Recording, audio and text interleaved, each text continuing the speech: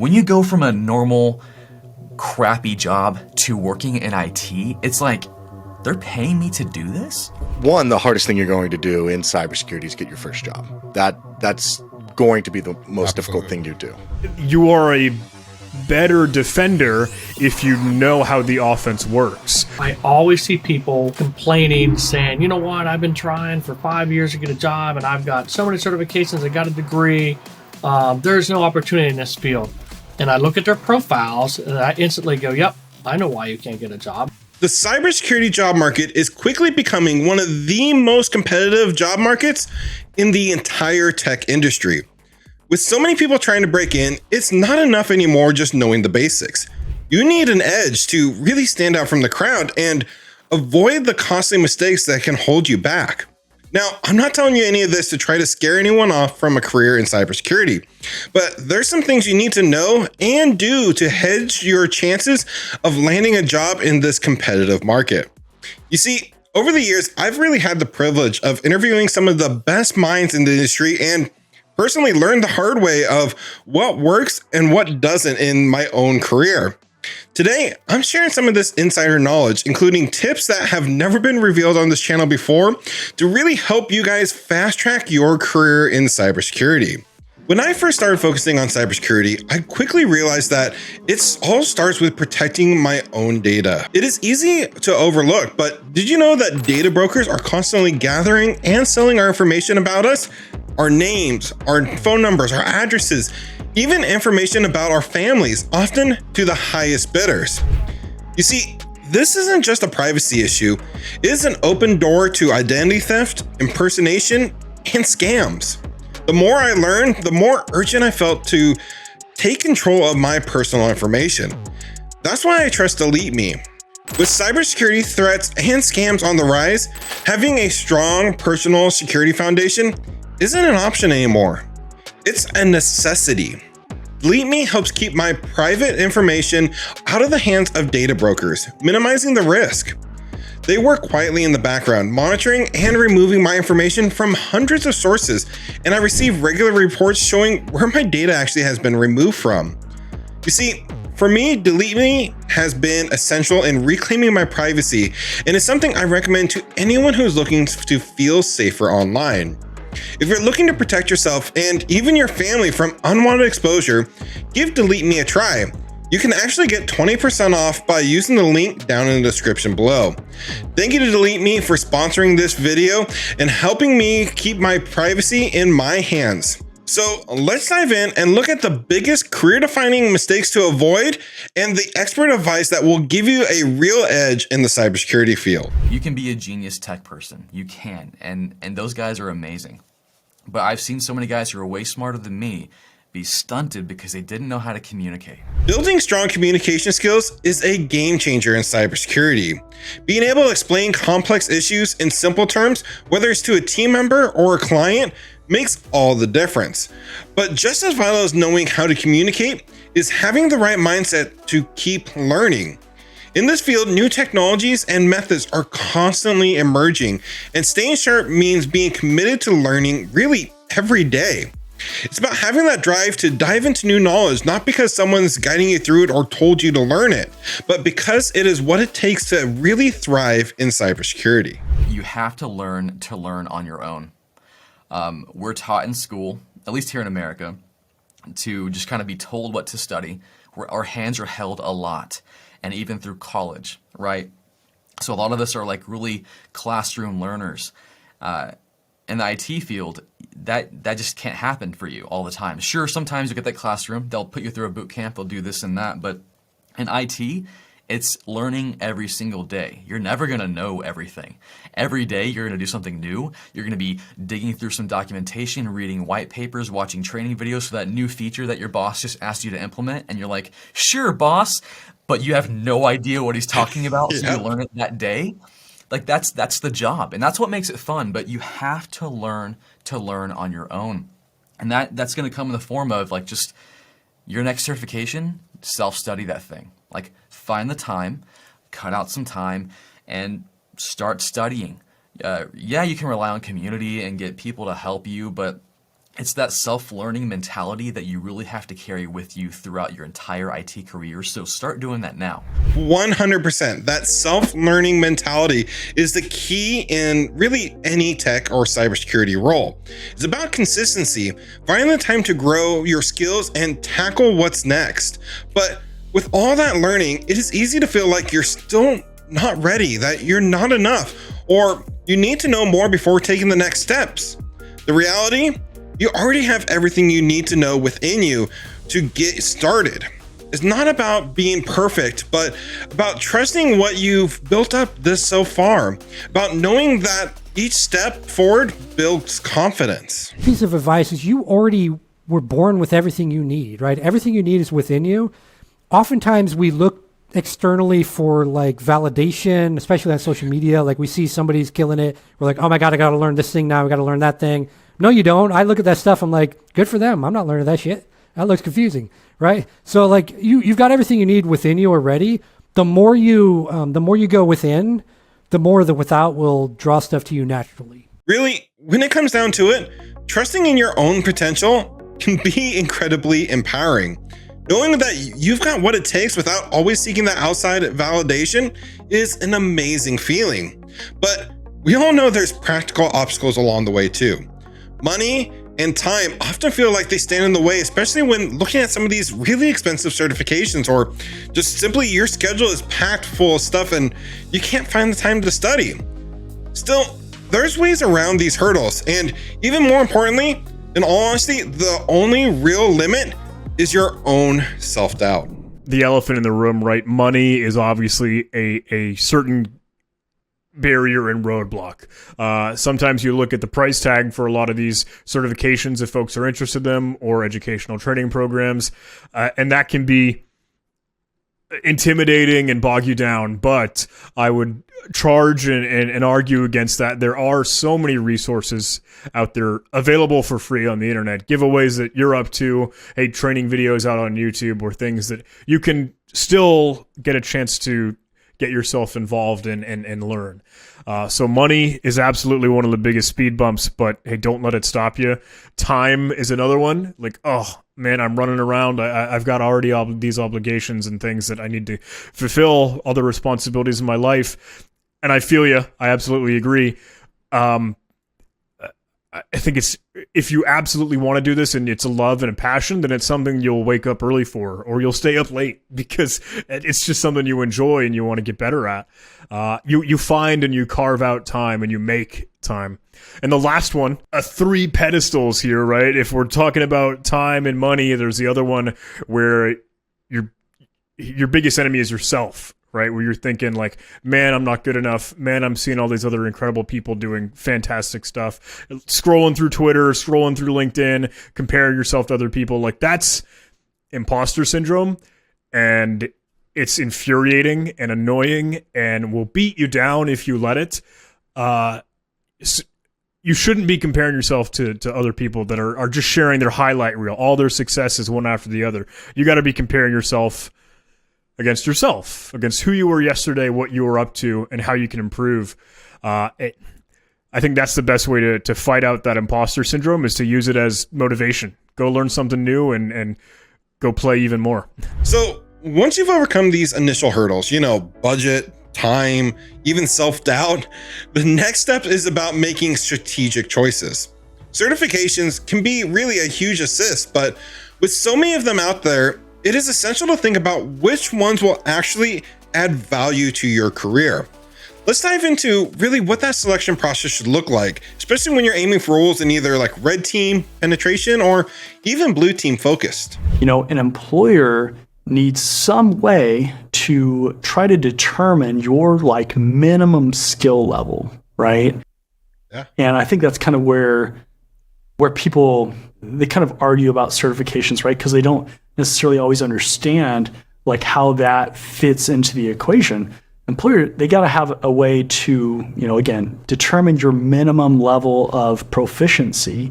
And then the people that are kind of anti-certification, they say this certification isn't going to qualify me to do this job, and they just kind of completely discard it and ignore some of those other aspects of how all this stuff works together. I want your opinion on this one. Say I'm applying for a job. I'm fairly new into the cybersecurity field, and the job is listing a certain certification that I do not have or a degree requirement that I don't have.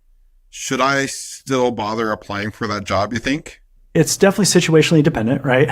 A lot of times, one of the questions that I would have if somebody asked me that is, how close are you to the cumulative job posting? Like how you're matching skills, right?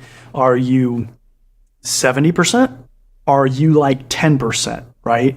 Because that number or that correlation, I guess, is much more important than the specific bullets, right? Because if you meet nearly all of that job posting, you're probably going to get a call unless there's a specific reason why not, right? Like in the Department of Defense here in the US, they have the DoD 8570, 8140, whatever they want to call it today.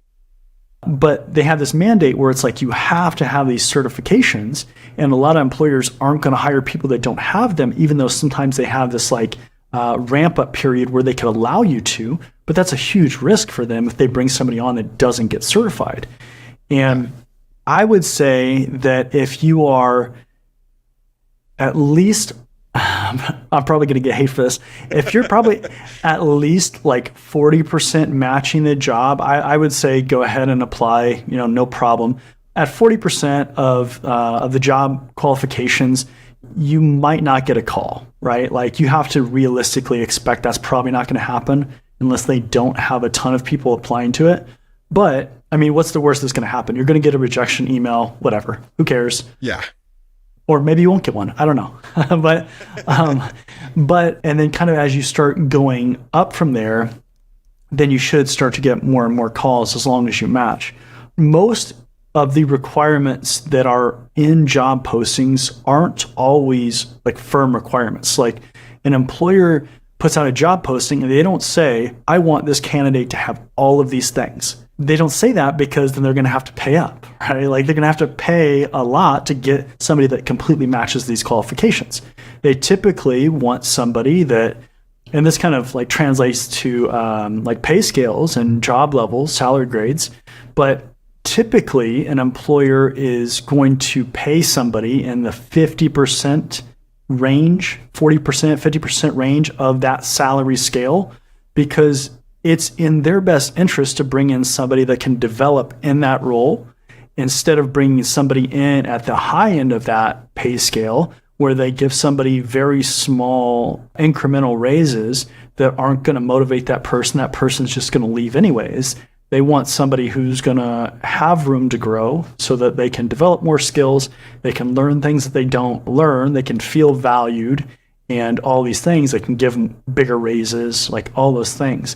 And that's kind of, doesn't get talked about in cybersecurity a lot, at least as far as like training people, because it's an HR centric kind of thing. HR is typically the one that's setting up the pay scales and, doing these different things, a lot of times along with like finance and stuff. But it's kind of like next level knowledge that I always try to give people, like that next level knowledge, like the psychology of things, or why things are the way that they are, because it doesn't always, like if you didn't know that employers try to bring in people around the 50% mark of the salary range, and you think that people are, your qualifications match job posting and they're just not calling you, then you're going to be confused because you're not going to understand how all that works. But the second that you start understanding more of that and kind of the non-cybersecurity but career aspects of things,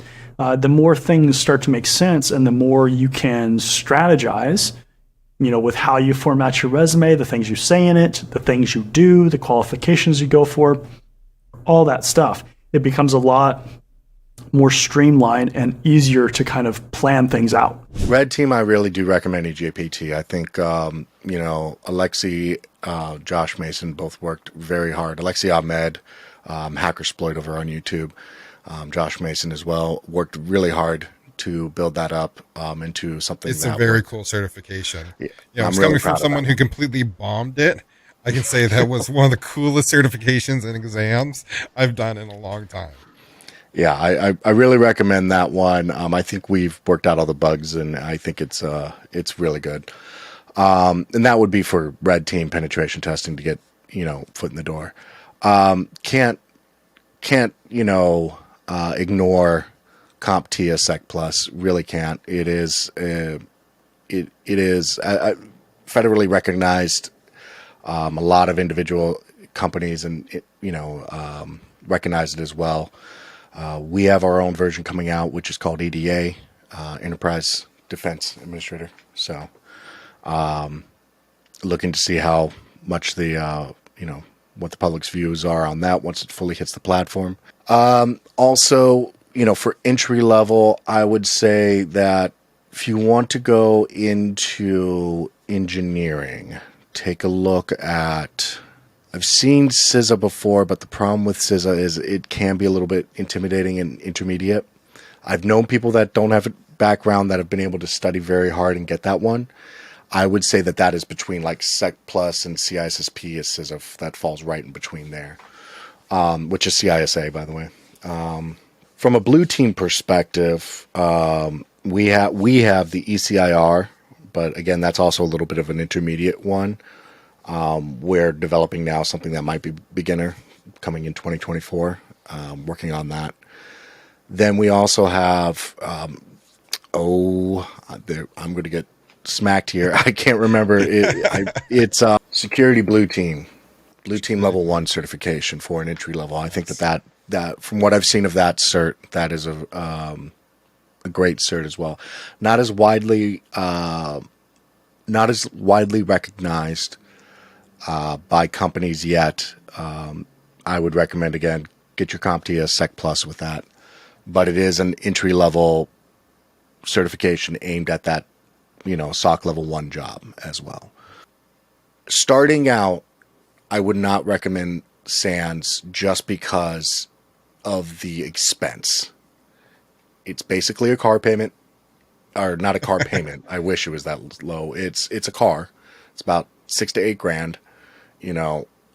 And it's undeniable that their stuff is excellent, but I would not pay for that until you know exactly what it is that you want to do, and it's directly sounds like a good certification to get when your employer. Yeah, once you are established and you're making big bucks, then go get that certification if you're paying for it yourself. I really don't recommend paying for it yourself. I recommend just having your employer pay for it. Yeah, absolutely. Certification and planning are key, but sometimes the best career moves come from looking beyond those usual roles. It's easy to get caught up with aiming for typical job titles like SOC analyst or pen tester, but the security field is full of really some non-traditional roles that might be even a better fit for you, and some that you could actually step into right now.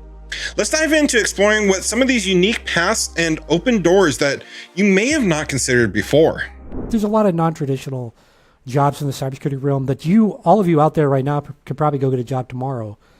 But you're so focused on, I got to be a SOC analyst or I got to be a pen tester, that you're not, realistically, those jobs, especially SOC analyst, everybody's going for those. You're competing against thousands of people for the exact same job. And I guess if you want to do that and wait a year or two to get something, great. For those that actually want to pay their bills, my suggestion is look at some of the non-traditional paths. And again, the YouTube channel is the best thing because we could go forever on that stuff. The other thing I'll say about job searching, though, LinkedIn, Indeed, Dice, Monster, whatever job board you think you want to apply to, don't do that.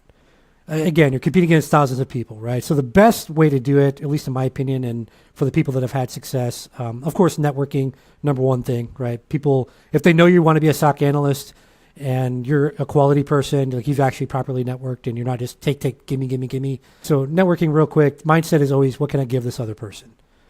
So if you were trying to network with Dakota or myself, instead of saying, what can I get from them? How can they help me? How can I help them, right? Maybe I can come on his show and I can say, hey, I'm brand new, but maybe I could talk about some things of transitioning, to a cybersecurity career. Maybe that can help him on his podcast. Or maybe I see that he sucks at video editing and maybe I can help him with that, right? Because I was a video editor before and I'm trying to transition. So always think about what can I give to this person or their audience? And that's how you network. No matter who you're trying to network with, that's how you network. And that's how you get people like me saying, oh, you know what, let me look more into this person. Oh, they said they were looking for a SOC analyst job. And so when someone reaches out to me and says, hey, do you know anybody good for a SOC analyst job?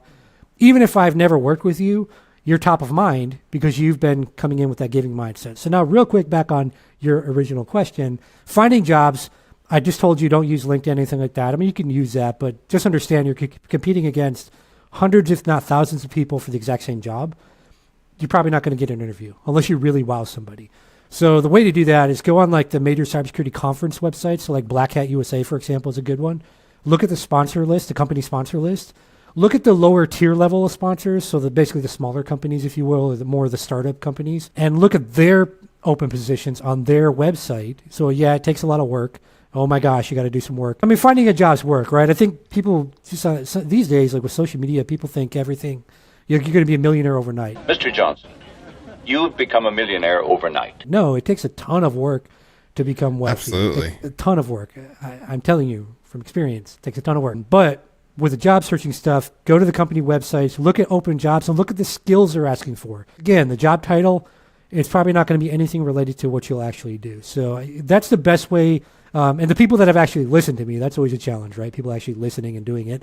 But the people that have listened to me, there's been, I think I posted a stat maybe a while back, but there's probably like maybe 5% that haven't gotten an interview at the time I posted like that thing I posted. I might have been a comment or something like that. Most people, because they're smaller companies, right? So a lot of people don't know the name of the company. They don't know about them unless they go to the conference and meet them. So your competition is, I mean, you've got maybe 10 or 20 people applying for the job.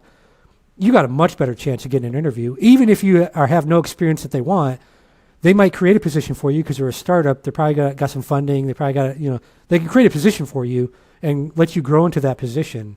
It's just, I mean, if you're trying to go work at Google, like good luck. Right? Like even if I apply to Google, right, if I just tried the traditional apply for the job posting, it's not happening for me, right? But I know people at Google, so I can just say, hey, dude, I want to work at Google. And they'd be like, oh my gosh, or they might be like, we don't want that dude. Who knows? But anyways, the best route, in my opinion, is look at the conference websites, look at the sponsor list. If networking's not working for you, go that route I just mentioned, because I think that's going to give you a lot of opportunities. I don't know all the there's a ton of startups in the cybersecurity world. There's a ton of venture capital funding pushed out there. I mean, I hear about new startups all the time. As far as like career paths and kind of areas that are, really exploding, or the ones to really look for and try to pursue if somebody's like trying to get into this career field, trying to get ahead quick, by far it's cloud and GRC, which is governance, risk, and compliance. So kind of the non-technical area, I guess a lot of people would say, even though I would argue that, but those are definitely the two areas that are just, there's so much opportunity and there's just going to be more and more going forward. So governance, risk, and compliance basically at its core is very much an oversight function. It has three pillars: governance, risk, and compliance, obviously. And basically, every decision that the business does in a GRC sense is based typically on risk and compliance. So we have these compliance frameworks, things like ISO 27001 and HIPAA and PCI DSS and NIST risk management framework and all this stuff.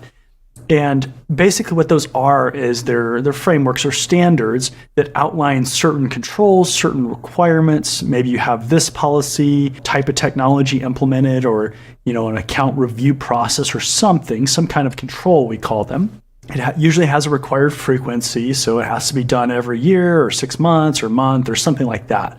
And so all of those controls and how we implement those, if we implement those are all risk-based decisions. So when we look at risk, which is basically something bad happening, right? Like something's possible to happen and it could actually happen or it does actually happen. Kind of how do we prevent that? How do we minimize that? Those kinds of decisions, basically, right? And with that being said, since it is an oversight function, it kind of oversees all the different areas of cybersecurity. So it will require certain things of a security operations center. A lot of the requirements for security operations centers, penetration testers, those kinds of things come out of GRC functions. So they come out of those GRC requirements. and then they are further kind of implemented based on, again, the risk and how that group kind of wants to implement that. But I think that's the kind of the simplest term is it's an oversight function of all the security aspects. You need to evaluate your next moves strategically.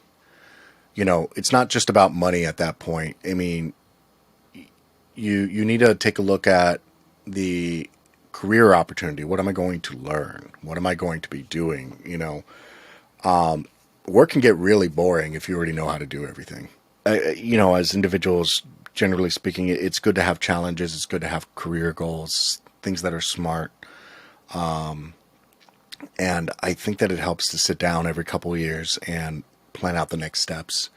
And your career choices, I mean, even when you go entry level, you don't always have to go big step, big step, big step. Like, you don't have to go from working on, you know, heavy equipment operator to, okay, now I'm going to be SOC level 1 analyst. Like, sometimes the pivot doesn't have to be that. Help desk to SOC level 1 makes sense. You could go all sorts of things. So yeah, I think it's one of those things when you turn around on that mountain of life and you look back and see all the steps you took to get up to there, right? Absolutely.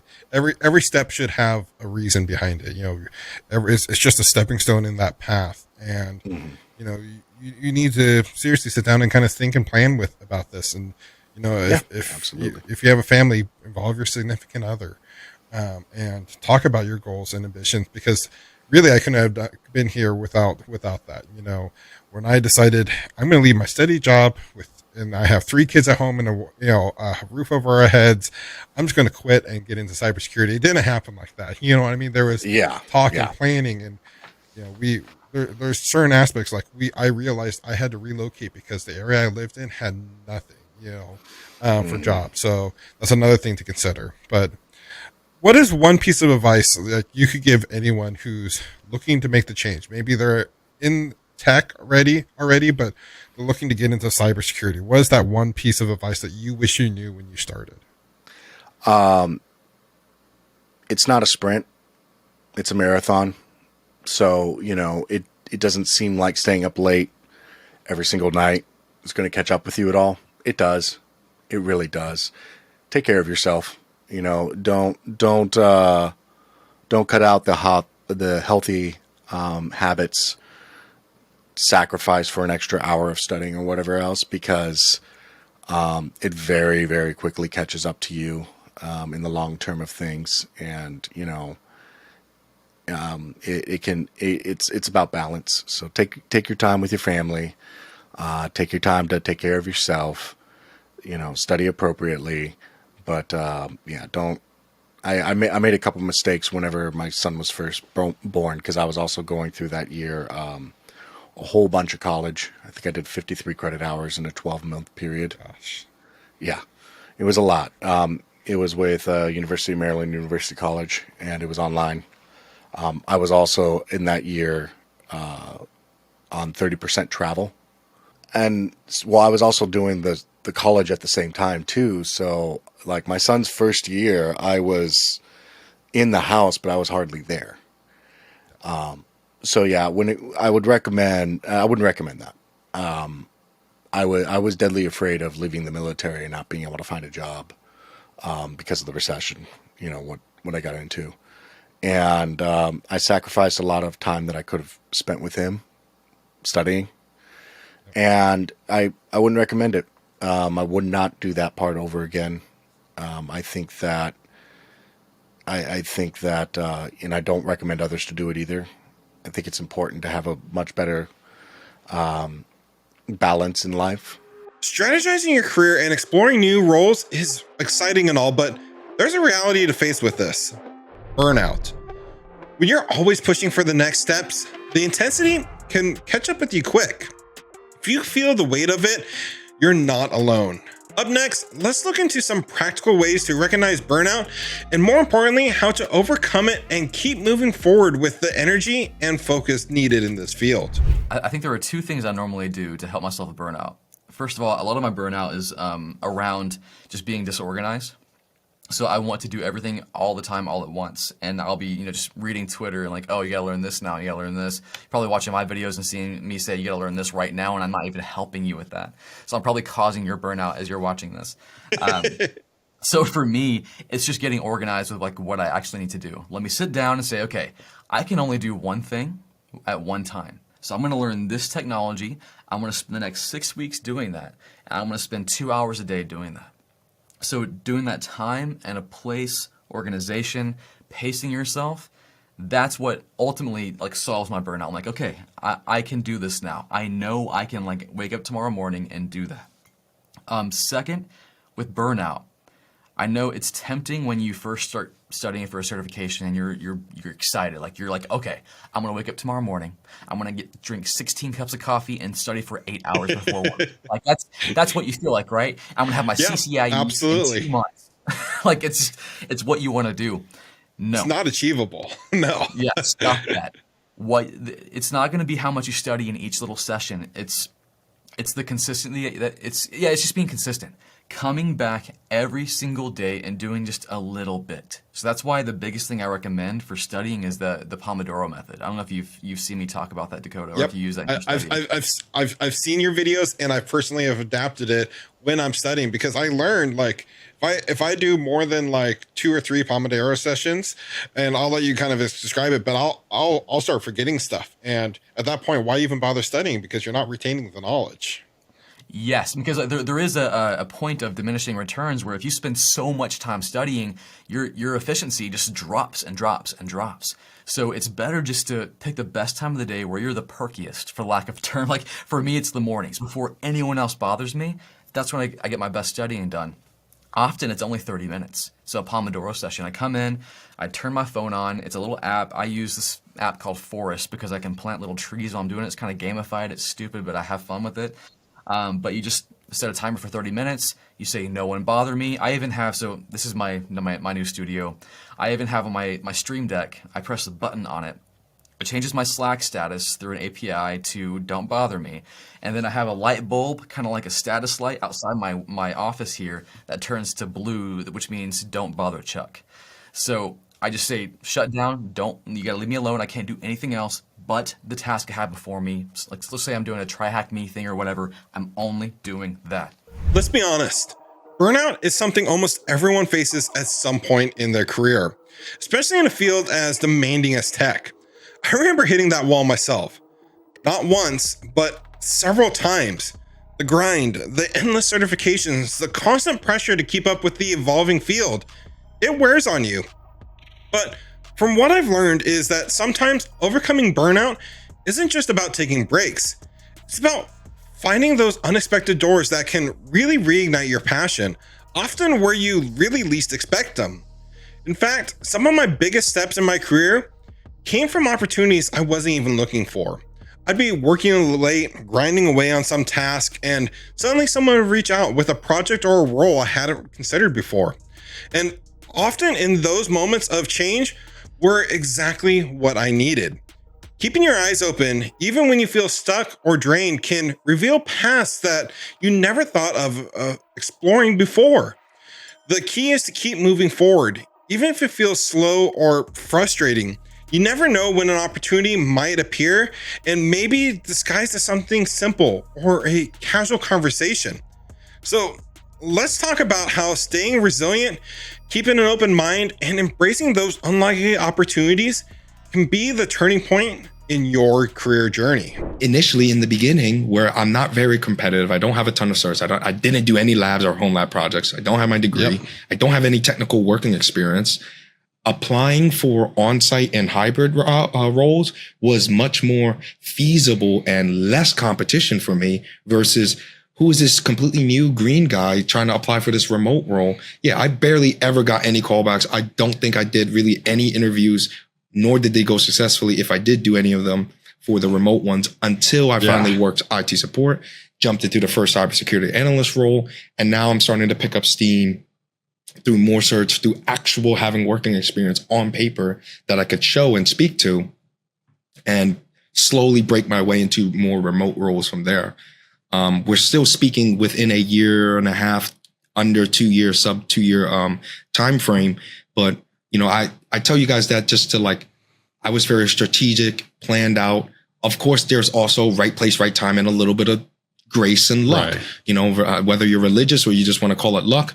I didn't choose that. I picked this location initially because living with parents and family, I didn't choose this location, but I was here.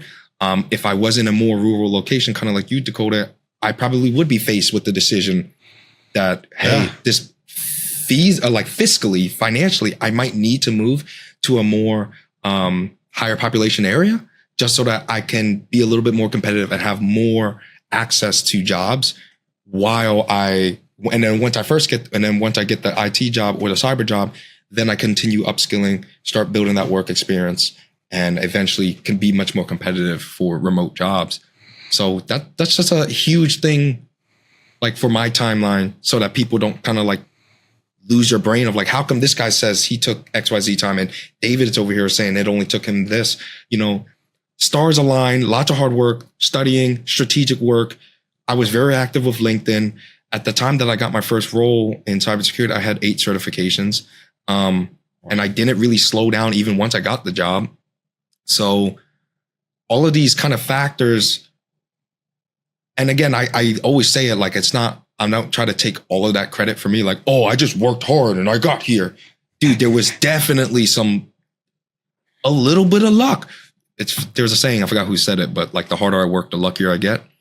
I mean that because like, even when I found out when I got hired from the first role, cybersecurity analyst at Customers Bank, they had just recently fired one of their cybersecurity analysts for lack of performance, which means the position wasn't even available until that time. So until he got fired, now the role was open. Now they're looking, and the recruiter found me. Completely out of my control, besides the preparation in the background, me already working, me upskilling, me getting the certs, me doing the resume, being visible, being loud and visible on LinkedIn, things of that nature. I was always doing the work and trying. But when it finally clicked and everything matched up together, at least I had been doing the preparation and the work in the background so that when the opportunity arose, I was able to capitalize on it. So, I don't sit here and just tell you guys that, oh, you just hard work your way through everything, because there's definitely an aspect of social networking and who you know. There's definitely an aspect of right place, right time. And never giving up. You're going to have to stay persistent and consistent with it. Because if I didn't, I probably wouldn't be here. Being ready for that next opportunity means more than just staying sharp on your skills. It's about presenting yourself to the world. It is something that really took me a while to understand, but personal branding is key. In today's job market, it's often not just what you know, it's who you know. And platforms like LinkedIn have completely changed the game. When you build a strong online presence, you're putting yourself on the radar of recruiters, industry leaders, and peers who might just be part of your next big step. Think of it as crafting your own story, one that speaks to your expertise, your interests, and the value you bring.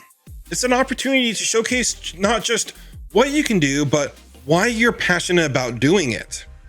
By being active on strategic on platforms like LinkedIn, you're building a network, sharing insights, and really positioning yourself as someone who's not just ready for your next job, but someone who stands out from the crowd. Let's explore how creating a personal brand can make all the difference when it comes to landing your next big role. When you know you want a career in this, or you have the passion and you're looking for a vocation, get yourself out there and start to ask those questions, knock on doors, look out for those potential opportunities. And that's where the rubber hits the road. So I'll tell you a story. So I had my business. I founded my company in like 2000, somewhere around 2010 or 12, somewhere in between there. And hindsight's always 20/20. I built a company. It was a great company. And then I sold it. Here's the lessons I learned. As I was building my business, I wasn't worried about who I was and my brand, but what I was worried about was I wanted everyone to know my company's name, my company name, my logo. I mean, I did radio, I did TV, I did Google ads, I did social. I did everything you could do. And I posted about this not too long ago. When I sold my business here about a year and a half ago, 2 years ago, I went through this like career identity crisis. You know, it wasn't a midlife crisis. It was like a career identity crisis. And what I mean by that is for the last 10, 12 years, all I had been doing was advertising my company. Now, when I sold my company, well, who the heck's Mike Miller? You know, who's he associated with? So what I realized was that over time, when I started building my brand and who I was, you know, when I started mentoring, when I started just spilling my stories on LinkedIn, my success stories, my failures, because I've had more failures in life than I've had successes. But when I started being transparent and just vulnerable and telling those stories, people started connecting to me. And what I've realized over time, and most people, I wish more people thought like this. When you build your own brand, right? When you build your own community, the company that I'm with now is a company who bought my company. I stayed on with them and serving in the same capacity. But if for some reason they ever decided they don't like me anymore and they got rid of me, my brand, I don't lose my brand. It stays with me, right? So Yeah. I always tell people, if you build your brand and who you are, it doesn't matter if you're selling used cars or t-shirts on a corner, you're going to have an entire community that's ready to support what you're doing because you've built those trusted relationships. So what happens is 95% of the people who come to me are people who are either trying to get into the field, but you'd be surprised that most of the people who come to me are people that have been in the field for 10 years, are being taken advantage of at their job, got laid off or lost their job, and they're saying, Mike, I need help finding a job. And I say, okay, can you send me a link to your LinkedIn profile?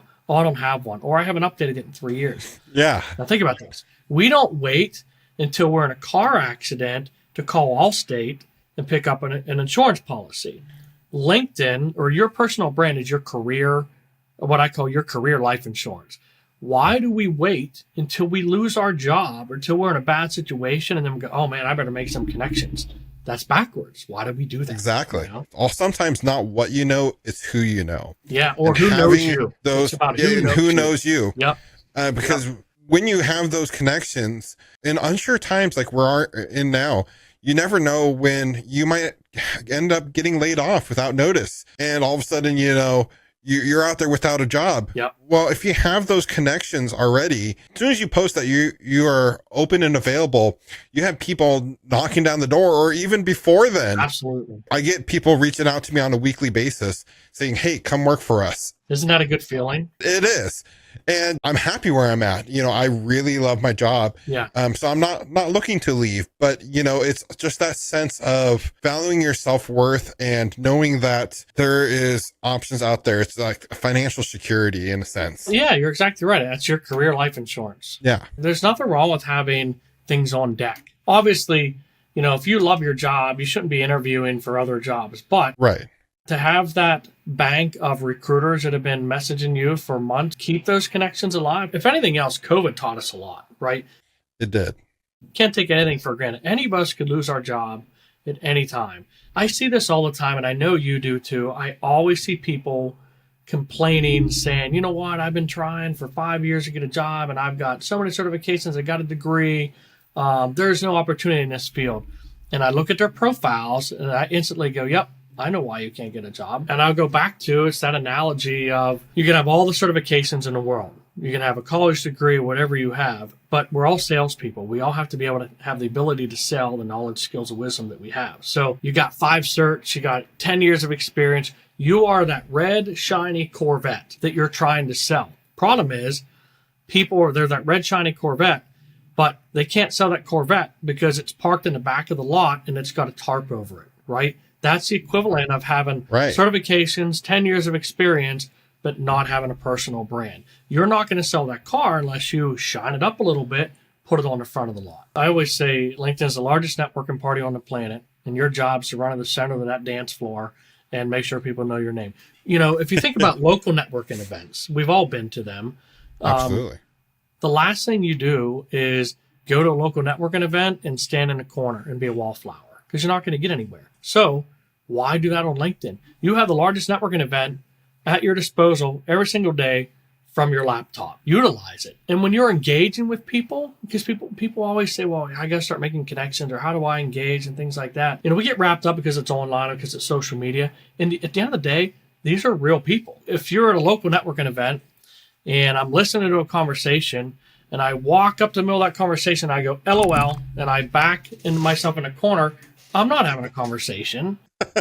Instead, I'm going to walk to the center, I'm going to listen to their conversation, and I'm going to add value to it. Absolutely. Right? What happens when you add value? When you add value, they start talking back to you. Then what happens? All of a sudden, they know your name, you know their name. Other people see you talking, they join in that conversation too. If you treat LinkedIn, I sound like I work for LinkedIn. Like they should send me, they need to send me another free T-shirt or something.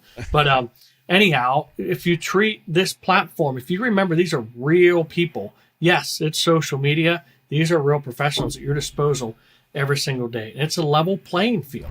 Now, the truth is, if you are looking for the perfect starting point in cybersecurity, a role in GRC might just be it for you. It is one of the best entry points into the cybersecurity field, especially if you're ready to make an impact and build those foundational skills that will really set you up for success. But to really understand how to break into this field, everything you need to know is in this video right here on the screen. So go ahead and go watch it and get the roadmap for launching your career in cybersecurity through a GRC role. So go ahead and click on it and I'll see you over there.